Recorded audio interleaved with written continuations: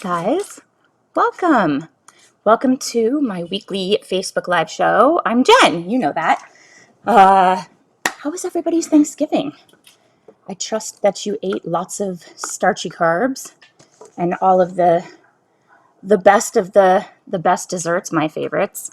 I like pumpkin pie. I know, not a super popular opinion. My husband is like, this is disgusting. I bought a whole pumpkin pie and only I ate it. And for anybody who's watching in Canada, I know your Thanksgiving was October, right? How was that? And I want to hear what your favorite Thanksgiving food is. What is your favorite? I make this really good corn pudding with like Jif cornbread mix. Hi, Nicola in Dubai. Did you celebrate? This Thanksgiving's meaning not doesn't have any connection to you at all. I know that, but you know the kinds of foods that they serve. What is your favorite, Nicola? Like stuffing, mashed potatoes, turkey. Although my dad makes an awesome turkey. He has chef's kiss, mastered it. I like corn pudding. I like pumpkin pie. All of the favorites. And then we're veering into Hanukkah, which is next week, which is crazy to me. And I love brisket and latkes. So I'm super excited about that because those are, that is actually my favorite meal of the year is my mother-in-law's latkes, and my parents make this incredible brisket. I don't know if you just heard Lola. She was like, ugh, under the desk. Who else is here? Say hi. I'm going to jump in. I have so many windows open right now, so I have to find, let me see, I have to find where. That's not it. That's not it. So many things. Let me see. Okay, found it. Pumpkin pie, so good. Hi, Nelson. I know your Thanksgiving was a month or so ago. What's your favorite, like, fall food? Pumpkin pie, love. I put tons and tons of whipped cream. So good. I love it. I don't know. I like the texture. My husband does not like that texture. I think it's like the flan type texture, that like custardy. I love it, and he's like, bleh. So that just means more for me. How's everybody doing? Just thank you for being here and saying hi. Today, guys, we are going to be talking about your PR strategy and if you are ready for Gen Z. And I have to say, every time I hear Gen Z, I'm like, what? I look around because my maiden name starts with a Z. And all growing up, there were so many Jennifers. There were like probably 7 or 8 every year in my class in all of elementary school. And so we went by our initials. And so I was Gen Z. And it wasn't a thing when I was a kid. And, you know, obviously I got married and now I'm Gen B. Hi, Serena. But I hear Gen Z and I'm like, where? Who's talking to me? My brother still calls me Lil Jay-Z. So anytime I say Gen Z, I think it's so funny because it's like it was my name for, I don't know, 30 years before this whole like Gen X, whatever, took over. Because nobody knows what the next generation is going to be called. Yeah. So we're going to dive in because it's important to really check into this group when you're promoting your clients' products or their businesses, because we think of them as like teenagers and they're just bopping around on TikTok, but that's not the case. It's kind of like when millennials started getting jobs and getting married and having babies. We always like viewed them as these just young post-college, and then they became a huge buying force, right? Like they are the millennials. It became a thing. We had to sort of focus on marketing and connecting specifically with them. And it's like you kind of picture these groups in a certain period of time. And so Gen Z, we think TikTokers, you know, teeny boppers. They're not that. I mean, this is the group of people that kind of started COVID, graduating from high school. They're getting close to graduating from college. They're joining the workforce and they're adulting, you guys. Like they're adulting for real. So if your clients are looking to grab Gen Z with their next launch or however they're looking to sell their products and services, we're going to talk about 4 ways, strategies that you can use to craft a campaign that this Gen Z, the Gen Zers will love. The key here we're going to talk a lot about is authenticity and consistency. Not new, right? This is going to be coming up again and again and again. And it shouldn't just be a thing that you tell clients is important. It should be a way of life for your clients and for you as you're building out content or crafting messages for the media. Authenticity, that's the number one most important factor that has to be communicated, especially for Gen Z. That is a huge key priority for them. And then also, we're going to talk about how to build a PR strategy that keeps young people, the youngsters, the Gen Zers engaged. Okay. How does that sound? We're going to give 4 powerful tips for building a PR strategy that Gen Z will love. And quick side note, while I wait for you guys to thumbs up and hearts that you're here for the good stuff, I wanted to share this cool little thing that I got on Amazon Prime Day. So I always talk about Pomodoro method and giving yourself a certain period of time that you're hyper focused, if you block time and things like that. This thing is super cool. Right now it's a clock, 11:11, you guys. See, let's all make a wish. I mean, why not, right? Okay. But you can shift it to this timer, right? So now it's on a 60-minute timer. Let's say I want to go 30 minutes. So I go like that, and it'll just switch. Let's say 5. You want 5 minutes? And it'll give me a 5-minute timer. And then it'll just give you that time. So yes, you could set a timer on your phone or your computer, but this has a visual reminder. It's super easy. I want 15 minutes. Boop. See? So I love this thing, and I think it really helps with ADHD. My son was very into it. So let's say we're doing like a whole house reset with the family, and we're not a whole house, but like downstairs, the kitchen, the living room.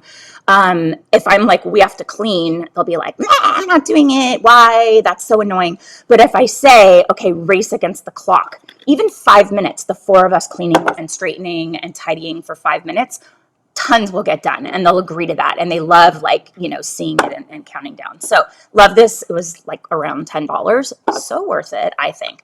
All right. So not just teenagers. We have to get clients engaged with Gen Z. They have set themselves apart over the last few years. So if you want to connect, you want to target with this group, you have to kind of think like them. So it's our job as a PR pro to take their wants, their needs, and honestly, I think most importantly for this group, their values into consideration when you craft a new pitch or you brainstorm your client's next campaign. So number 1, so we're going to talk about tips that will build a strategy that hits all of your clients' goals and all of Gen Z's biggest concerns. So number 1, meet them where they are. This group might not be teens on TikTok anymore, but they're still very much online. They were raised on the internet. This is maybe the group that probably millennials, but that, we're Gen X. We kind of, pre-internet, post-internet, we remember both. Millennials were sort of more brought up with the internet. These guys rely on it for everything. That's where they go to find new products, to research brands, products, solutions for things, to get advice, everything. And they grew up as the platforms like Instagram and Twitter and YouTube really took off. So for them, it's second nature to consult these different platforms. They're making a lot of purchases online, probably all purchases, to be honest with you. And even if they want to go shopping in store, they're likely to, I want to say internet research, but really it's like something they might have seen on TikTok or they look around and see their friends talking about something on Instagram or wherever. So they're doing online research first. So your client needs to get their online presence totally in check. So their social media pages, obviously, you want to have strong sense of branding.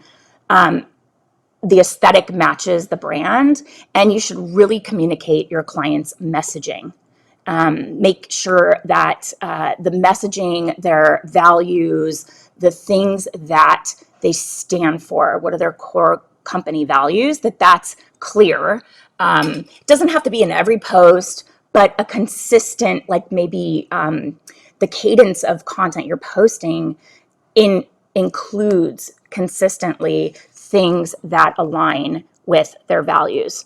You want to make sure also that, when we start, so their website and their everything that they're putting out, like pretty much the website, the blog, their e-commerce, if they have it, that it's user friendly on both desktop and mobile, because that's not always the case. It's becoming more and more simple to have both optimized on these platform like site builders, WordPress and Squarespace. They'll, and even Shopify, they'll have sites that are optimized for both. Used to be that you had to create one and then create another and, test them and stuff, but make sure, because they are on their phones and they need to be able to navigate a site that doesn't make them crazy, like they're very short attention span. So the website, check it with mobile. I will say every time we start working with a client, we will do a deep dive into their outward facing content, whether that's their blog, their website, their shopping, their even looking to the descriptions and making sure that anything we link to is not broken or coming up a little wonky. And clients love it because we're able to give them some, it's like fresh eyes on their things. And they might have said, oh yeah, we didn't even realize that. So site has to work online, and then leverage SEO to have a better chance of getting your clients in front of those curious Gen Z eyes. So use popular keywords, linking to having credible websites link to you that are in your niche.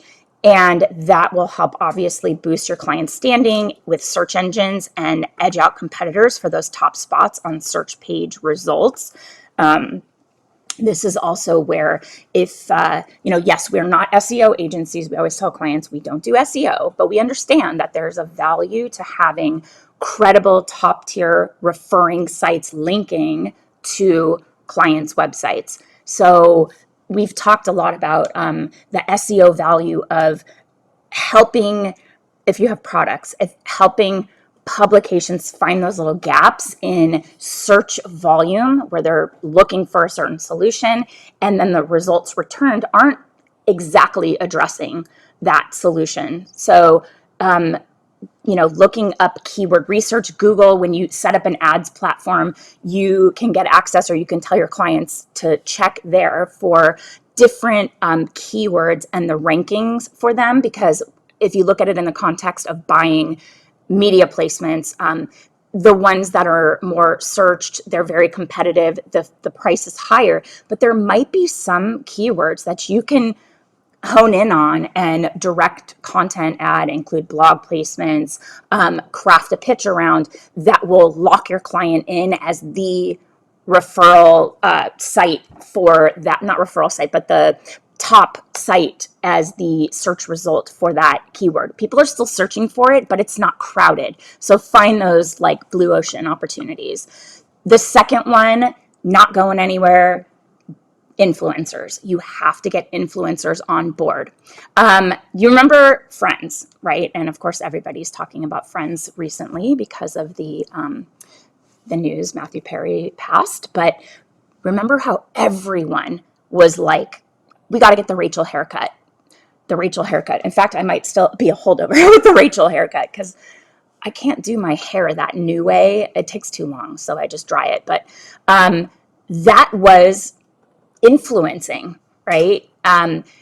that's how we were getting those messages back then. But Gen Zers are more likely to get their style inspiration from their phone screen, not the silver screen. So the silver screen is a movie. TV, like the, small screen.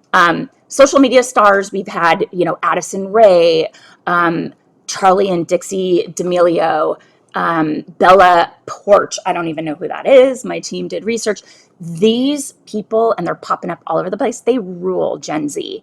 And then, more sort of known traditional celebrities that have like a talent, like they're singers, Billie Eilish, Olivia Rodrigo, Shawn Mendes, they saw their careers really take off at the hands of social media. I just think it's incredible. Billie Eilish her brother posted Ocean Eyes on SoundCloud, was it?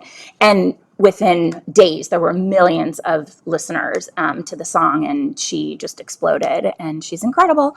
But an endorsement or a shout out or just even a little using it on their TikTok, even though it goes away quickly, or stories, I guess, on Instagram. But if they're using the product, an endorsement, endorsement implies like a paid endorsement deal. Maybe there is a paid collaboration, but it's more like an organic integration into the content they're already creating. That goes a long way in solidifying your client's popularity among this group, this Gen Z. So we have all heard SponCon, sponsored content. So it could be that where you're just paying them to use it and form their own opinion. It could be a PR package unboxing. Those are really cool and clever. We always like to see how, the other half lives, like the people that are getting the free stuff, what those boxes look like. Or maybe it's a quick moment of praise after the influencer found your client's product on their own. Like one of those organic shout outs where they're like, they don't pay me for this. Like we've had this with Paris Hilton and my client Omnilux. And after they did reach out that she loved it, we have sent a lot more and given her all the latest launches and things like that. But she is such a genuine, true fan of the brand that she discovered on her own. And we have been nurturing that relationship. We have so much press, and it just doesn't stop. We just got, I could probably look, we just got Hollywood Reporter.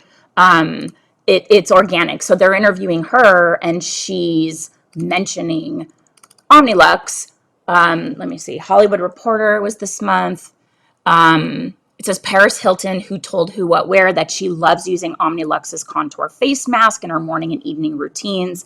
She's not Gen Z, but this is an example of a celebrity organically finding it. We're nurturing that genuine connection. It's mentioned in, hold on. Oh, what is this one? New York Times strategist. I wonder if I can show you. It's going to be like a huge thing. Hold on. Oh, you know what? Hold on. Shoot. That's okay. I can't set the default scene. Okay, hold on. You're seeing my notes. I'll just go back to me. But it's like a picture of her like this, and she's, what Paris Hilton can't live without. Tons and tons, New Beauty, a lot of, and there's another picture of her. So that was like an incredible organic. The client has paid nothing other than product, and that was an effort of, follow-up effort of her finding the product on her own and loving it and, nurturing those relationships. So I think if you are helping your client with an influencer campaign, one of the things that you should, it's amazing. It's the gift that keeps on giving, of course, right? One of the things that you should stress to them is that you're looking for authentic, genuine affinity for the brand, not somebody who's going to pay for it, get paid for it, and just, shill all the time, because they're doing that with 10 other products that are probably competitors. We want people who genuinely, love it. So if they're talking about it on their own, reach out, make a connection. It doesn't have to be a celebrity like a Paris Hilton or whatever, but, keep that in mind that they might, maybe you send it out, we monitor. So if we're sending PR packages to celebrities or influencers, we are then monitoring social because they might not tag the brand and they might post it. So that just happened with Kirby Johnson from Los Angeles podcast. Just sent it to her, and then I know, because I follow her, I saw her mention it probably a year after the fact. So you never know. We're just monitoring all the time. And then just using influencers to your advantage. They're Gen Z, they'll have their eyes on big name TikTokers with millions of followers, but they are also engaging with small creators that are producing niche content. So this is where that targeting strategy will come into play. So micro influencers, remember we get into nano, micro influencers are like 1 to 100,000 followers, or macro influencers are like the big names. They're probably 100,000 to 1,000,000. Or what we're seeing with nano influencers, which is like less than 5,000 or so, they have more of an authentic connection to their audience because their audience feels like they know them more. It's a friend from camp. It's your teacher from third grade, or your, for these kids, Gen Zers, it could be a camp counselor or somebody that they're connected to. So they have more of a genuine connection to this group. And each group will have its pros and cons, but what matters the most is that Gen Zers in your niche are interacting with them, and how those influencers, whether they're nano or micro, are producing niche content. You could partner with influencers for SponCon, remember sponsor content, like TikTok videos or Instagram reels. We love YouTube because it's searchable and it's kind of there forever.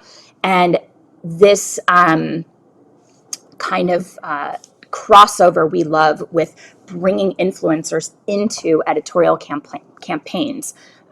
So there's like a crossover with that genuine affinity that they're sharing on social, and then maybe they are brought in to host content on the client's page. It could be a collaboration, Fab Collab, something that you guys work on together. It's a limited capsule. The possibilities are endless, but a popular, credible influencer endorsing your client's product can change the game with Gen Z. They love limited edition products and supporting creators that they love. So if you find the right one who has a true passion for your client's brand, there's an opportunity there for the PR pitch angles and a bigger partnership to have a positive impact from those social media, like starts over on social and then sort of leads into the partnership opportunities. So those are really cool. It takes a long time to work them out. So thinking about next year, if you start in the first half of the year to target a few key influencers and you see some that are really moving the needle and they're really connecting with your target audience and your clients love working with them and the values align, then thinking about the sort of Q2 of next year, you can start forming a partnership on something that might launch in Q4 for holiday, or probably more likely is give yourself a full year runway. They just take a while, but they're really powerful. We talked about this a bit, but it's not going anywhere and it's becoming more important. Authenticity and consistency are key. So that's number 3. Gen Z cares. They are plugged into the news. They're aware of how their words and actions affect the world. Your client needs to show that same passion and commitment. And this goes for all levels of business. So if your client posts about how much diversity and inclusion mean to them, then that needs to be reflected in their staffing. Put their money where their mouth is, in their partnerships, in their editorial campaigns or their marketing campaigns, their social media visual feed. If that is important to them, then their brand has to reflect that at all consumer touch points and in the core makeup of the company. Gen Z wants to support brands that are socially conscious and take their platform seriously. When I say platform, I mean as a brand with followers and owned content online, that's a platform. You know, you get to influence your audience, your followers that have an affinity and care about what you have to say. That is a platform. So they want to support, this Gen Z group wants to support brands that take that platform seriously. They want to see you're walking the walk before they make a purchase. And that the other thing too is, you know, we've seen this so quickly, like with the cancel culture. This might be sort of a small like gateway into the cancel culture, but they're not afraid to cut brands that they have been fans of and just be like, bye, if they see that the brand is changing their tune on social issues, or they don't align, the values no longer align. We're seeing that a lot lately. Yeah, with all the charged political stuff, right? You know, Gen Z is looking for that authenticity and for brands to align with their values before they buy. The most important thing that Gen Z is looking for is that authenticity. So empty promises, posts that are full of buzzwords that seem totally disconnected from the brand's identity, that is going to turn Gen Z off of your client. And as a PR pro, you need to be thoughtful with your client's social initiatives and make sure they align with your client's brand and their message. Don't promote charities and causes without doing thorough research into how they connect to your client and how they will impact your client's audience. This is coming up quite a bit because there are organizations that everybody supported when they were the sort of cause that was in the spotlight. And then there have been other major global challenges that have been polarizing. And maybe you supported one cause because you believe in their mission, but if that cause is now against something that you stand for, double check that. Double check that because it's very surprising, you know, where you see companies that you think are about connection and community and, you know, values that support people's identities and freedom, and then they are anti-Semitic or, you know, just like anti, you know what I'm saying. I don't want to like, but you guys know where I stand, of course. But you want to double check because things have changed. Like there was you know, like a pro-choice organization that we had aligned with, and then looking at their current beliefs and what they're putting out, it didn't reflect the values of our clients anymore. And so we had to, you know, make sure that it was still the right cause. So follow up, like follow through with your initiatives and make sure those efforts are shown on social media. This group values consistency. A year-long commitment to a cause is far more valuable than a one-off post. So if you're thinking about something that will help your client connect authentically with this community, it should not just be a one-time donation or a post that says we stand for XYZ. It has to be in a part of their core corporate values, years-long commitment. It's going to make that community, that Gen Z group, diehards. You know, they'll say, we love this company, we believe in them, you know, everything they're doing. Like I think about, is it REI or North Face or Patagonia? they put their money where their mouth is. I mean, absolutely. Like, they stand for, environmental causes and helping planet Earth, adventure, supporting their workers. And the owner of the company gave his entire company to charity, not part of it, the entire company. Billions and billions of dollars gave the company to charity. They take care of their people. So if you support environmental causes and that's important to you, you're going to align with Patagonia and want to buy their products because they are all in on this cause that is a core value. It's not a buzzword, it's not a marketing effort. It is core to what the purpose of this business is. That's an extreme example. Not a lot of companies can do something like that, but that's what I think of. It's like, I will buy Patagonia because they are awesome. Okay, so top 3 so far, we have meet them where they are. They're online, raised on the internet. Get those influencers on board and look for that authenticity with them. And then for number 3, the same authenticity and consistency are key, making sure that it's not just a one-time statement, but there's follow through and consistency in supporting a cause. And then 4, you got to keep them engaged. This is and I'm seeing it with my kids, the attention span is just getting shorter and shorter and shorter. Everything is like Facebook short, YouTube shorts, 7 seconds, flip, flip, flip, TikTok, quick videos, flip, flip, flip. My kids just, if something isn't done in 5 seconds, they're like, what's going on? Why haven't you gotten up and made my dinner? And I'm like, chill, we got to chill a little bit. But they're like, now, everything is now. They don't have to wait for shows to air. They don't have to wait for commercials. They don't have to wait for something that they buy to come to the house. It's there the next day, right? With Amazon. It's crazy. My kids do not get waiting. It's impulsive, especially my older son.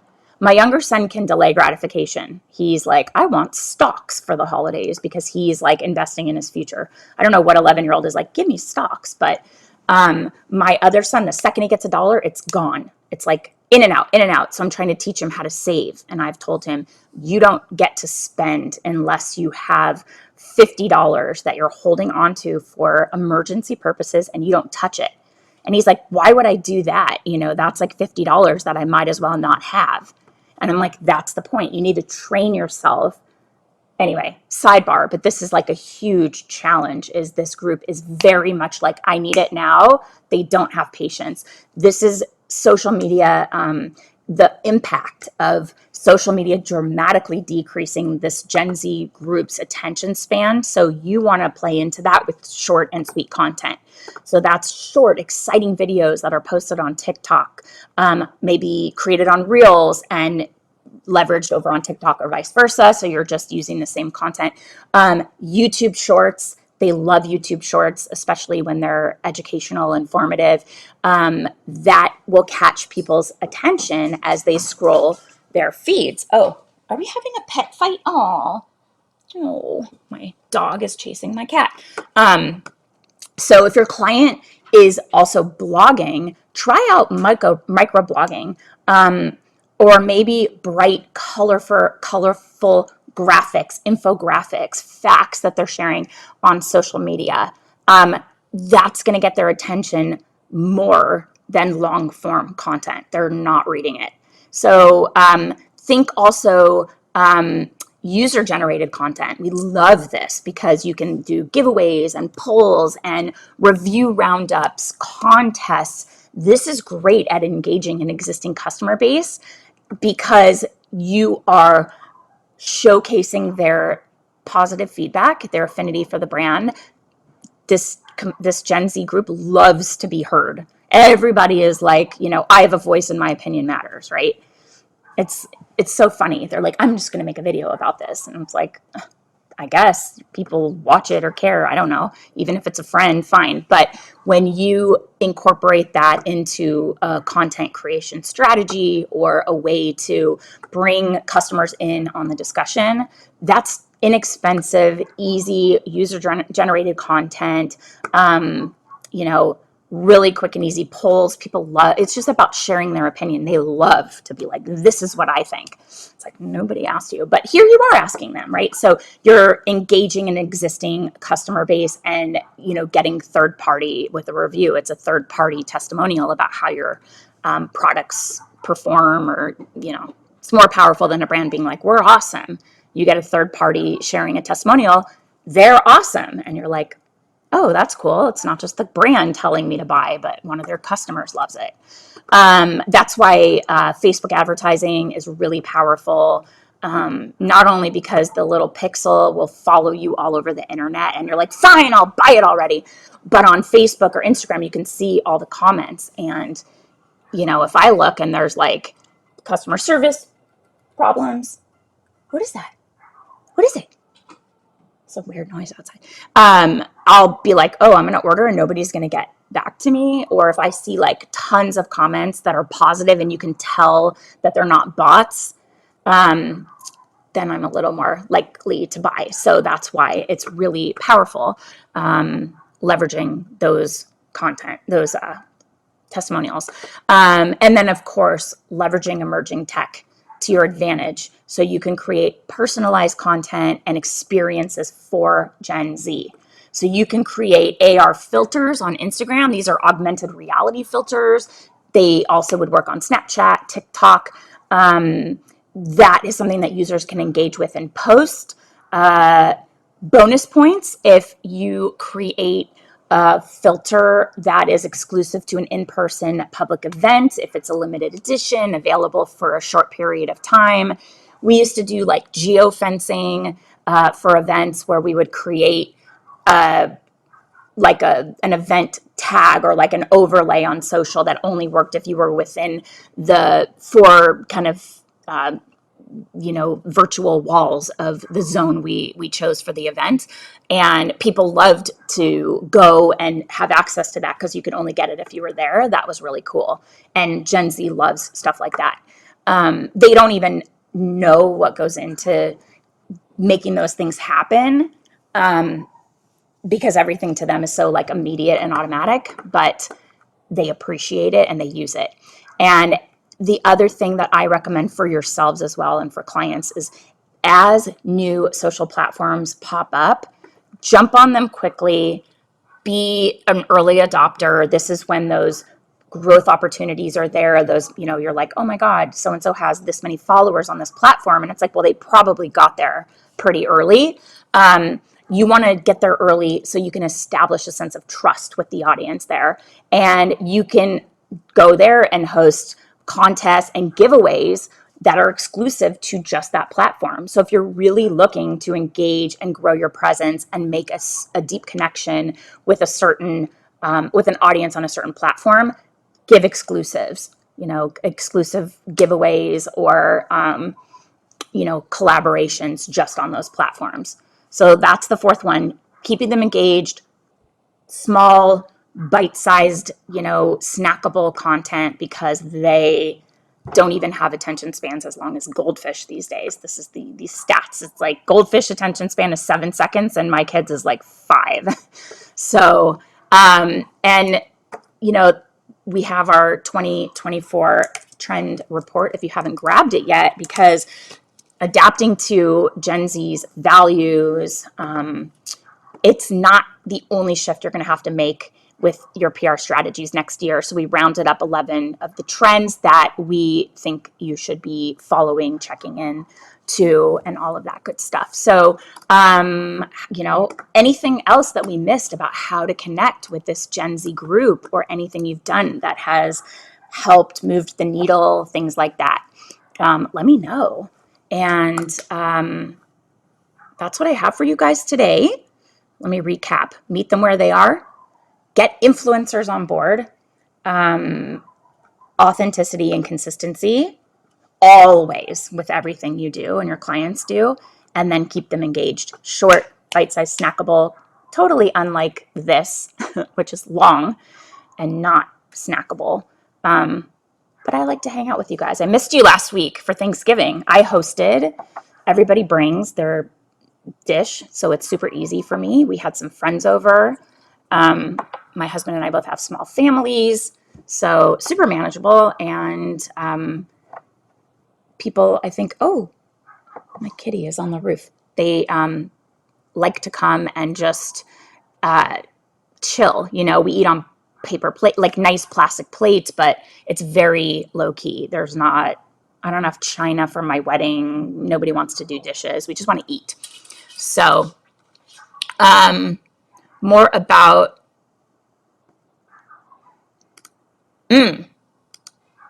okay, an audit. Yeah. So Nicola's saying, love to know more about our external comms audit for your new clients. Not now, maybe in the Pitch Lab. So she's a member of our paid programs. Submit it as a question, Nicola. That'd be great. I'd love to tackle that. And I think there's also a way to do, like, if your client is not ready, they don't have the budget yet, this is a really great way to get your foot in the door with them, get them to be a paying client. Don't do it for free unless they're retained and you're like, okay, the first month we're going to check all this out. But I love this as an opening opportunity to get them as a paying client and to get you in the door to show how detailed you are, what you're catching on their social, how you would optimize, giving them a strategy. And you can follow up with, well, either you can take our recommendations and implement them yourself, or bring us on and we'll take care of it for you. Either, I don't love projects, that, but this as a project is a great way to get your foot in the door. And she's talking about an audit, getting into the nitty gritty of your client's website, their marketing messaging, brand positioning, copy, all of that. One of the members of our community, Chrissy, are you here? One of the members of our community, Chrissy Bernal, does this with the storybook method. So she is coming in ahead of PR and crafting the positioning, all the messaging, pitch angles. We actually had her question this week in the Pitch Lab that I answered. So anybody that's a member of the Pitch Lab is going to get access to all of the Q&A vault, all the questions that people ask and we answer. And she showed us how she positioned a really challenging client. Basically, I think an attorney who was convicted of RICO, racketeering, influence corrupt organizations, like, served time in prison, and now he's out and using all of his life experience to be a thought leader. And she came up with so many good ideas. And so we took that in the Pitch Lab and just punched it a little bit, made it a little bit more timely, relevant, compelling. And so that is in the Q&A vault. It's going to go in this week. We just recorded it. So that is a great sort of front end service to get you in the door, get these people paying you so that the transition over to like, oh, the strategy you did is really good. And they're like, wow, that's the what. And they paid you for it. Again, do not give away strategy for free. Now you have the opportunity to either say implement it yourself or let me do it for you. That's the how. So you're not giving them contacts. You're not giving them the whole, access to how they can do it on their own, but you're telling them what they need. And then you're showing them how they can trust you. You're the expert. And it is a way for you to get in there. And what are they going to do? Take your strategy and go hire somebody else that is unproven and be like, oh, this really savvy marketing and PR pro came up with this audit for us and they gave us some recommendations, or are you going to say, okay, great, like, sounds great, let's go, so it's a little test. You can get in there, but do it paid. We can talk more about what goes into those audits. So great question, Nicola. I think that's really savvy. Love it. I think that's going to be kind of a new approach in the new year for selling services because our members are having a harder time in their sales process. It's across the board, all niches, all kinds of marketing, service, PR, digital marketing, social media, all of our members of our community, not just our community, but people in our world are having these longer sales cycles. They're having longer,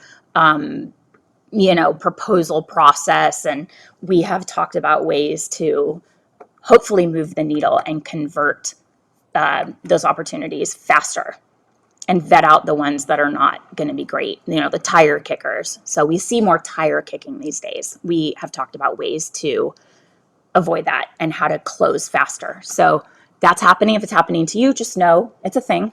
We're all experiencing it, and there are ways to remedy, and we've talked about them in our programs. So anybody else have any questions for me? It's so nice to be back and see you guys. Something's going on out there. I have to pop my head over the balcony and see. Anybody get anything great for Black Friday, Cyber Monday? I know we are shopping small, but sometimes there's a deal and you're just like, I waited until Black Friday, Cyber Monday I needed like nightstands and a bed and not a mattress, but a bed.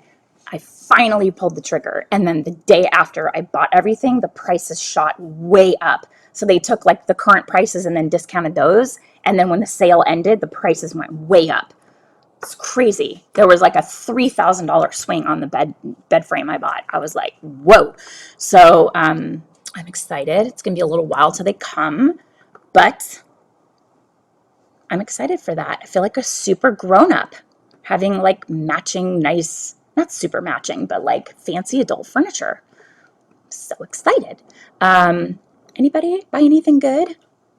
What else do we get? A lot of skincare deals. I have to like stop with the skincare. My client Omnilux, if you're thinking about getting an LED device, this is the time. They're running a really good promotion. And they have these new minis. So they're about $100 and they're targeted patches that have LED technology in them. So you could do like under eyes, these lines, marionette lines. They can do anti-acne. So if you have like a blemish that's forming under the skin, you just put this patch on and it's got LED technology in it. They're reusable. They adhere with these they have hyaluronic acid in these like sticky adhesives, and you put it on your skin. And instead of buying the whole mask, it's a lot more target specific and cost effective. So if you've been thinking about checking into LED, Omnilux, my client, is the gold standard. Their products are FDA cleared. Their wavelengths work better than any other brand out there. Get it. They work. And thank me later because their sale is on right now. OmniluxLED.com. Little shout out to my lovely, lovely client. All right, guys, thank you so much for being here. Let me know if you have a topic you want us to cover. I'm so grateful for you on Thanksgiving. Even though I was taking a bit of a break online, I was thinking about how lucky I am that this community has connected the quality and caliber of people that have found us and that have made connections with each other. And so you showing up here is just another like cherry on top of how thankful I am for you. So thanks for being here, and I'll see you guys again soon. Bye.